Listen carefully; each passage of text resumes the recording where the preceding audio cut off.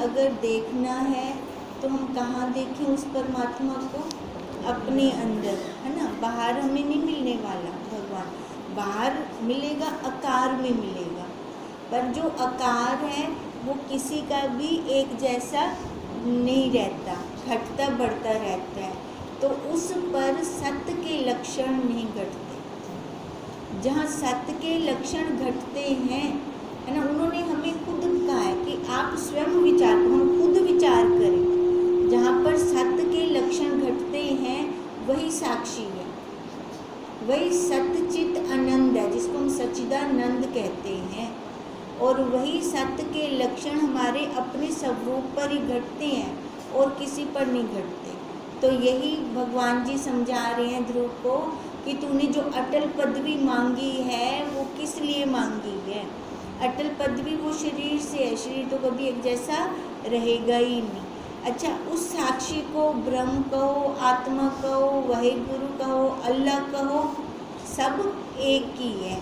हमारा यही चल रहा था, हमने यही रखा था कि वस्तु का भेद नहीं, वस्तु एक ही है। तैसे देह बुद्धि आदि माया पर्यंत सर्व नाम रूप जगत विदृश्य तत्व रूपता करके ही सिद्ध होता है। अब जितना भी ये नाम रूप जगत है ना, उसको हम कैसे सिद्ध कर रहे हैं? कौन सिद्ध कर रहा है उसको? अब देखो, ये आकार तो अपने आप कुछ नहीं कर सकता। अगर मुर्दा भी पड़ा है, आकार है, सारी इंद्रियां लगी हुई हैं उसको, है ना, वो फिर बताए अपने बारे में, या उसको मुर्दे को जितनी मर्जी गालियां दे, वो अपनी प्रतिक्रिया दिखाए? दिखाता है? नहीं दिखाता, है ना। क्यों नहीं दिखा रहा? क्योंकि उसकी त्रिपुटी टूट गई है। त्रिपुटी टूटने से वो एकदम शव ही बोलते हैं ना, शव बन गया है, जड़ बन गया है। अभी वही ये बात कह रही है कि वो एक रूप परमात्मा वही एक है जिसके सहारे से ये शव चल रहा है। ये शव है जो हम लेकर अब बैठे हैं, ये शव है। ये शव उसके सहारे से चल रहा है। हमारी दृष्टि कहाँ जाती है? उसके ऊपर नहीं जाती। हमारी दृष्टि कहाँ जाती है? इस नाम रूप आकार पर जाती है, जो कि ये नाम रूप आकार कभी भी एक जैसा रहने वाला नहीं है। हे ध्रुव, जब तो बुद्धि आदिक नाम रूप का आपको दृष्टा साक्षी चैतन्य जानता है, तो तुझ सच्चित आनंद स्वरूप का ही ब्रह्म से लेकर चींटी पर्यंत सर्वदृश्य जगत यजन करता है। अब ध्रुव को क्या कह रहे हैं कि ये नाम रूप आकार, नाम रूप आकार जितना भी है, कह रहे हैं ब्रह्मा जी का भी नाम रूप आकार है, चींटी का भी, ब्रह्मा से लेकर चींटी पर्यंत जितना भी नाम रूप आकार है, उन सब का दृष्टा तो स्वयं है। हम जानते हैं ना, ये ब्रह्मा जी हैं, ये शिव जी हैं, है ना, ये कृष्ण जी हैं। वो नाम रूप आकार को देखकर हमने उनके नाम को बताया। अब ये जाना कैसे हमने, है ना, वो साक्षी के द्वारा जो अंदर बैठा हमें जनवा रहा है। उस ब्रह्मा से लेकर चींटी पर्यंत सर्वदृश्य जगत का यजन करता है और तेरे ही निमित्त तपस्या करते हैं। अब जो भी हम तप कर रहे हैं, अब यहाँ पे ये हमारा तप है, ठीक है, यहाँ पे आए हैं, घर से यहाँ तक आए हैं, ये हमारा तप है। और ये हम तप क्यों कर रहे हैं, है ना, ये तप हम अपने आप में, अपने स्वरूप में स्थिति बनाने के लिए कर रहे हैं। हर एक का तप अपना अलग अलग है, हर एक के तप के अपने अलग अलग प्रकार हैं। कोई तप किसके लिए कर रहा है ना, काम काज अच्छा हो जाए, है ना, और किसी के बच्चे इंजीनियर या डॉक्टर बन जाएं। हर कोई तप कर रहा है, पर सबसे ज़्यादा महत्वपूर्ण तप क्या है कि हम जो वास्तव में हैं हम वही जान जाएं, हम उसको समझ जाएं, है ना। सबसे बड़ा तप हमारा यही है। अब ये हमारा तप चल रहा है और तेरे ही निमित्त तपस्या करते हैं, तेरी ही सर्व प्रार्थना करते हैं। सर्व दृश्य जड़ तुझ चैतन्य के ही गुलाम है। अब देखो ये पेंसिल है मेरे हाथ में, ये पेंसिल अपने आप नहीं उठ सकती, अपने आप नहीं चल सकती, इसको चलाने के लिए चेतन चाहिए, तभी ये पेंसिल मेरी गुलाम हो गई, है ना। अब ऐसे ये जड़ शरीर उस चेतन का गुलाम है, क्योंकि ये अपने आप कुछ नहीं कर सकता। हम इन इंद्रियों से जो भी सुन रही हैं, खा रही हैं, देख रही हैं, वो किसके द्वारा देख रही हैं? उस साक्षी के द्वारा। उस साक्षी के बिना हम नहीं देख सकते। तो जितना जड़ दृश्य है ये गुलाम है उस साक्षी का। जो पुरुष अपने गुलाम के आगे प्रार्थना करता है उसको लज्जा का काम है। अब देखो ये पेंसिल जड़, ये गुलाम है, ठीक है। अब वो चैतन्य, मैं इस पेंसिल को प्रार्थना करूं तू चल, तो ये तो मूर्खता का काम हुआ। अब ऐसी कह रही हैं कि जो चैतन्य अपने दृश्य गुलाम का है, तो वो चेतन साक्षी है, तो हम वही, और हम बाहर भटक रहे हैं। हम किसकी प्रार्थना कर रहे हैं? तेरे मेरे के आगे सिर झुका रहे हैं, उस जड़ की प्रार्थना कर रहे हैं, जबकि हम सेठ होते हुए हम अपनी वैल्यू नहीं जानते। अगर हम अपनी वैल्यू को समझें तो हम क्यों एक के आगे भी, हम सेठ होते हुए नौकर के लिए क्यों प्रार्थना करेंगे, है ना। नौकर की गुलामी क्यों करेंगे? उल्टा काम कर रहे हैं ना, तभी तो हम दुखी हैं। नौकर मजे में है ना, वही हमें घुमा रहा है। अब ये मन नौकर है हमारा, वो मजे में है। हम साक्षी चैतन्य जिसके द्वारा मन चल रहा है, मन जिससे सत्ता लेकर हमें भटका रहा है, वो मौज कर रहा है, और जहाँ से सत्ता ले रहे हैं हम उसके गुलाम बने हुए हैं। नहीं तो हे ध्रुव, तू आपको बुद्धि आदिकों को दृष्टा सत्य चैतन्य अनंत स्वरूप मत जान। जो तेरा आपको सच्चित आनंद मानने से बिगाड़ होता है। अब ये कह रहे हैं भी अगर तेरे को अपने आप को परमात्मा कहने में, साक्षी कहने में तेरा बिगाड़ होता है, तो अपनी बुद्धि के द्वारा, अब बुद्धि के द्वारा ही तो उसने जाना ना। हम कैसे जानते हैं? अब हम आकार में बैठे हैं, आकार में बैठकर हम बुद्धि से जान रहे हैं, तो वो यही बात कह रहे हैं कि तू दृष्टा सत्य चैतन्य अनंत स्वरूप अपने आप को मत जान।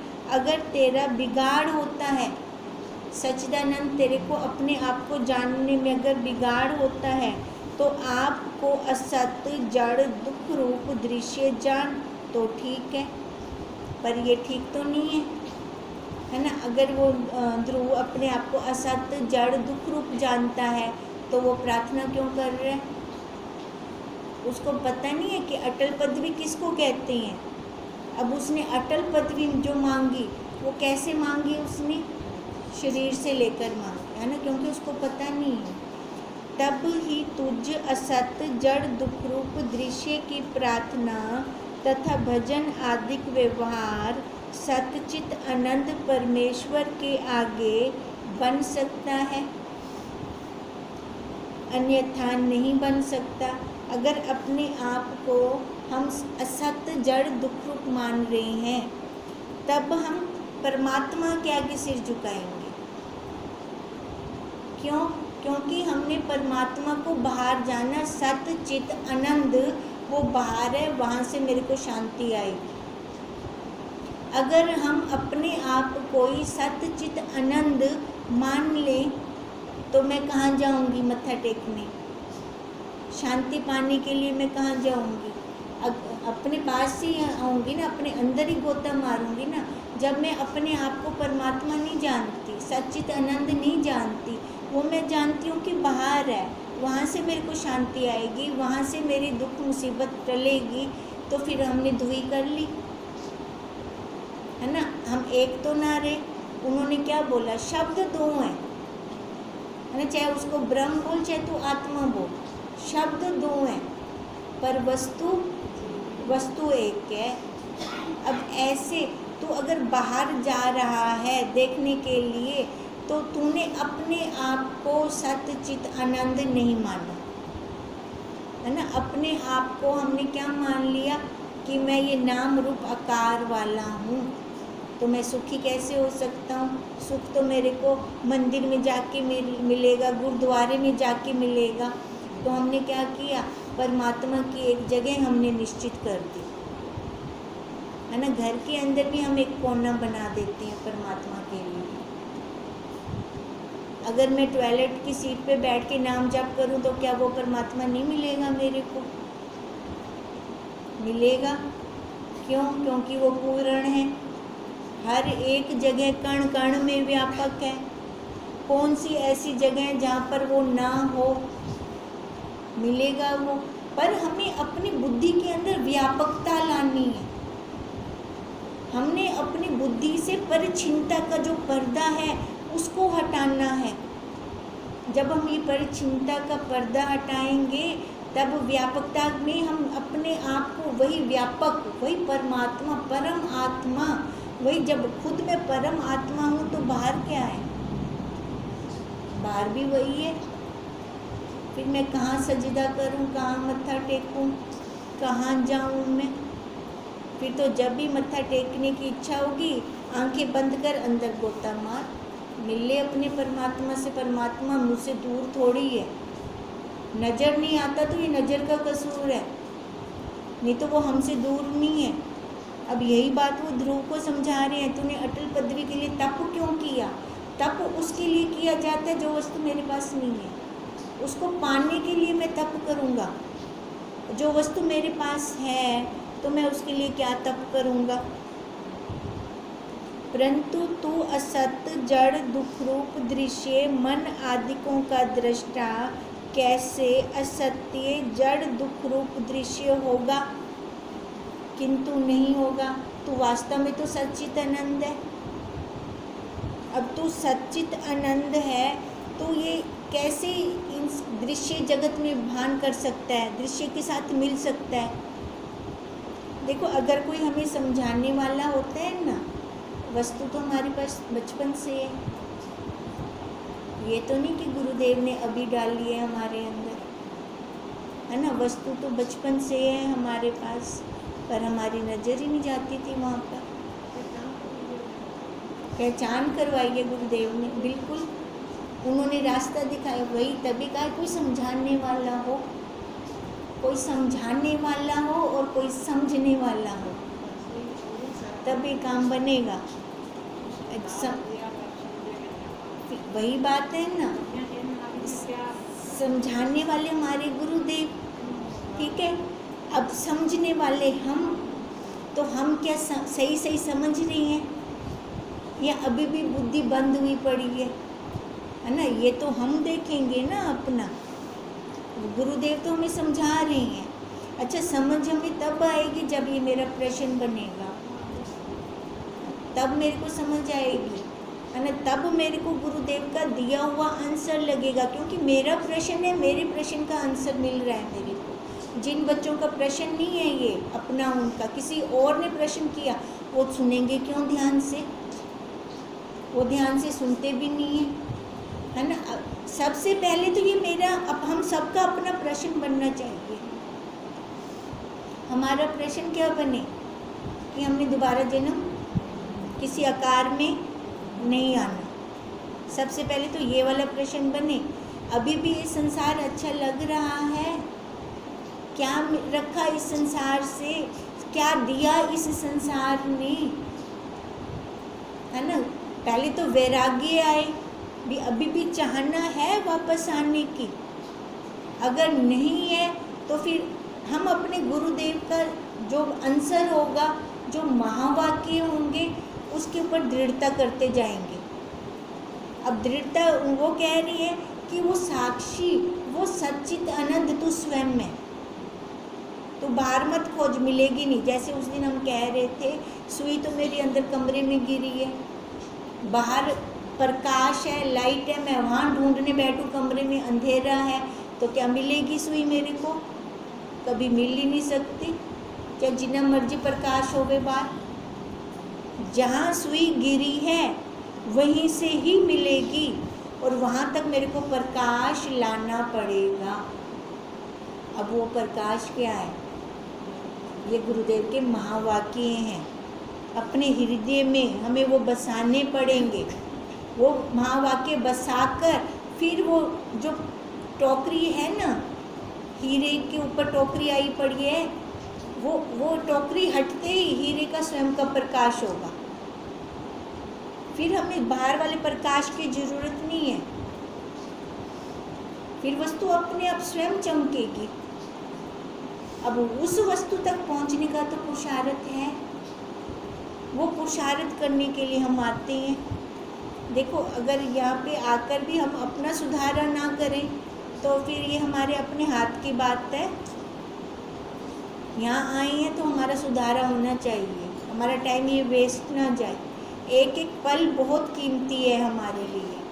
अब यही बात ध्रुव को कह रही है कि जब तू स्वयं ही साक्षी है, सच्चित आनंद है, तो स्वयं दृष्टा है, तो दृश्य के साथ मिलकर क्यों तूने तप किया? आगे जो तेरी इच्छा हो सो कर। अब उसको समझा दिया कि साक्षी तू स्वयं है, दृष्टा तू स्वयं है, उसके लिए तेरे को तप करने की जरूरत नहीं है। जो हमेशा रहता है वो सच्चित आनंद है, वो रहेगा, तो उसके लिए तप कर चाहे ना कर। और जो कभी नहीं रहता, एक रस कभी नहीं रहता, उसके लिए तू जितना मर्जी तप कर ले फिर भी एक रस नहीं रहेगा, वो हमेशा बदलता रहेगा। अब दोनों इसमें मिलेंगे हमें। इस शरीर के अंदर दोनों हैं। साक्षी जितना मर्जी तप करगी ना, कोई फ़ायदा क्या नहीं, और रास ही रास। और ये शरीर, इसके लिए जितना मर्जी तप कर ले एक रस रहे, कभी रहेगा ही नहीं। तो दोनों के लिए तप करना चाहिए, दोनों के लिए तप करना चाहिए, नहीं करना चाहिए, है ना। अगर हमें मान लो कि तप करना है तो तप ये करें कि हमारी बुद्धि खुल जाए, अज्ञान के बादल हट जाएं, जिससे हम अपने आप को पहचान सकें। ये नाम रूप आकार मैं नहीं हूँ, ये नाम और आकार इस संसार का दिया है, इस संसार में ही रह जाएगा। जब हम मुर्दे को जलाने जाते हैं तो नाम रूप आकार होंगे ना होंदा, जब हम संस्कार करते हम दुमलकी दे होंगे ख़त्म ना। यहाँ का दिया यहीं मिट्टी में मिल गया। जो हमारा स्वयं साक्षी, स्वयं उस परमात्मा का दिया है, वो पहले भी था, अब भी है, आगे भी रहेगा।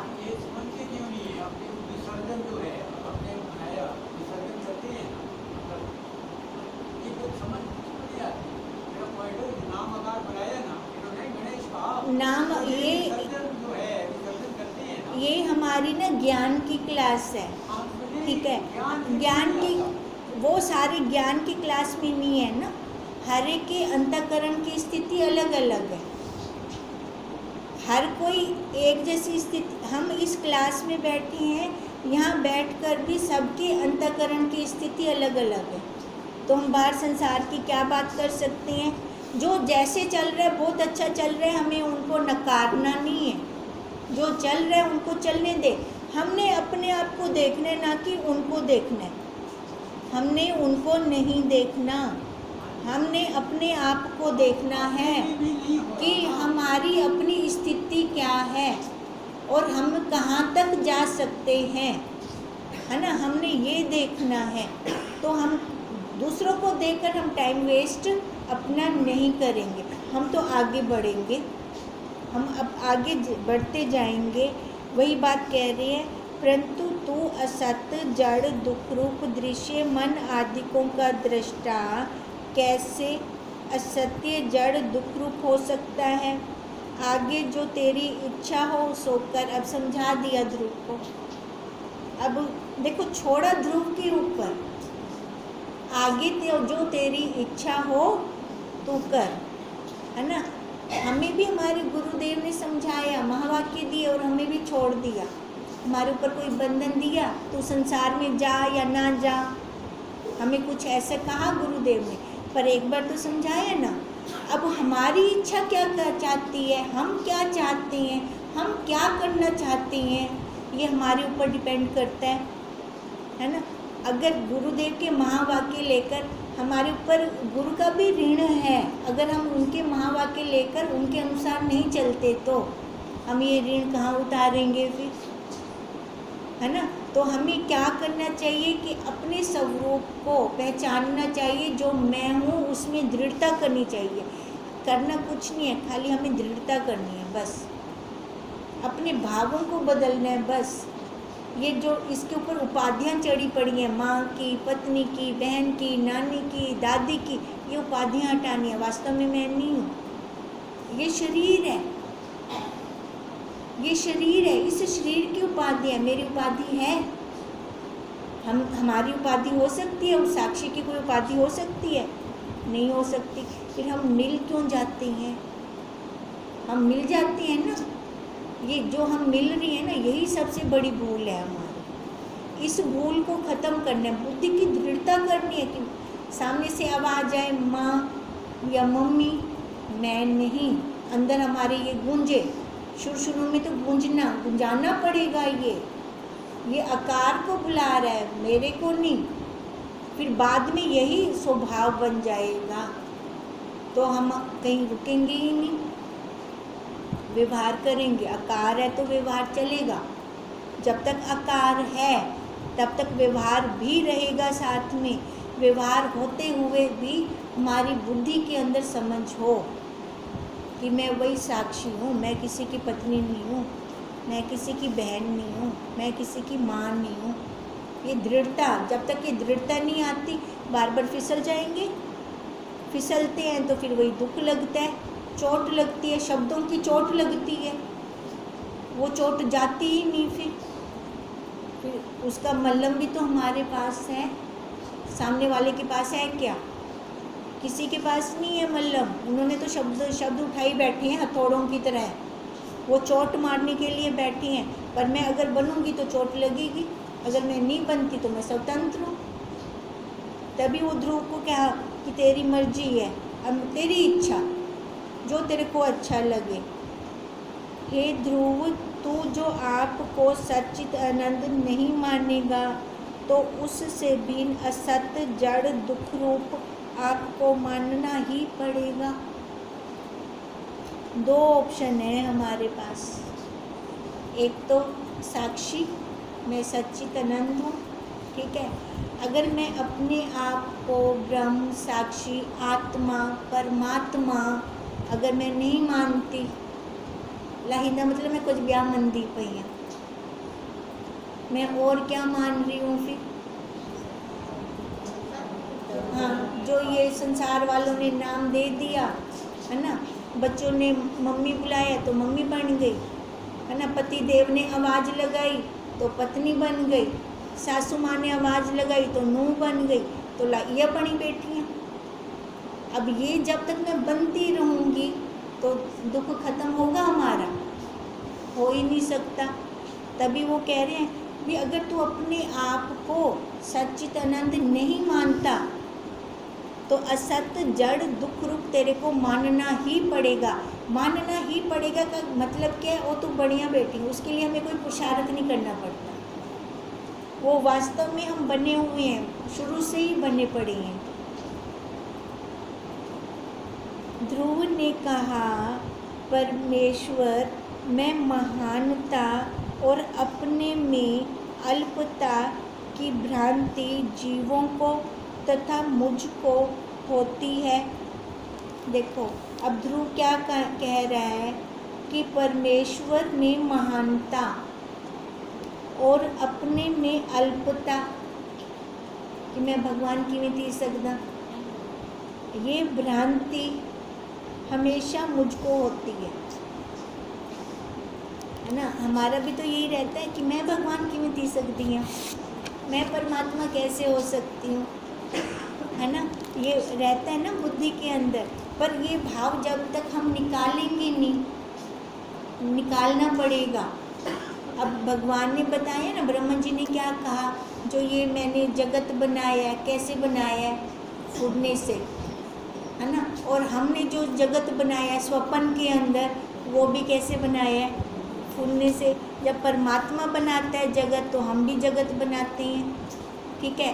परमात्मा का जगत भी लय हो रहा है, हमारा जगत भी लय हो जाता है जब जागृत अवस्था में आते हैं तो फिर हम भेद कहाँ रहा? भेद रहा। ये भेद हमें क्यों और कब लगता है? ये भेद हमें तब लगता है जब हमें, देखो हम सबको अपने अपने कर्मों का ना पता होता है, हम क्या कर्म कर रहे हैं, है ना। अगर चाहे मैं चोरी 100 जगह से छुप कर भी करूँगी ना, पर वो साक्षी अंतर्यामी देवता तो जानता है ना अंदर।